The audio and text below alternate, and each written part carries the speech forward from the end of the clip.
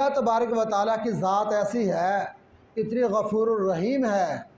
کہ حدیث کے اندر آتا ہے، نبی اکرم صلی اللہ علیہ وسلم نے ارشاد فرمایا کہ اگر کسی بندے کے گناہ اتنے زیادہ ہوں کہ اس کے گناہوں سے زمین و آسمان کا جو خلا ہے وہ بھر جائے، زمین و آسمان کا خلا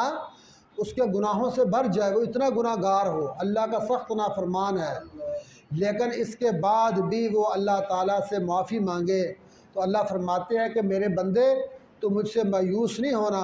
میں تیرے پاس اس سے بڑی بخشش لے کر آؤں گا،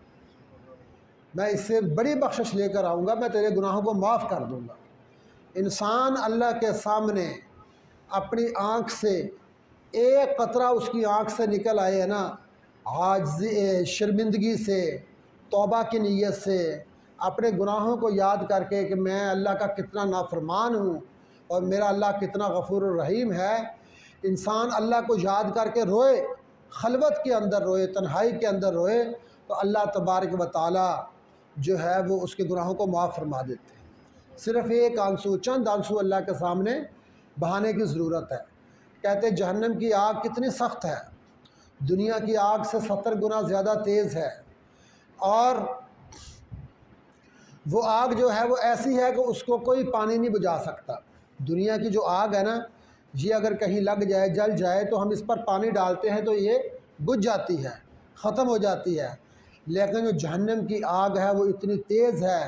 کہ اگر اس پر 7 سمندروں کا پانی بھی ڈال دیا جائے تو وہ آگ نہیں بجھ سکتی، وہ آگ نہیں بجھ سکتی۔ اس آگ کو کون سا پانی بجھا سکتا ہے؟ وہ ہے مومن کی آنکھ سے شرمندگی اور توبہ کی نیت سے نکلا ہوا پانی کا قطرہ،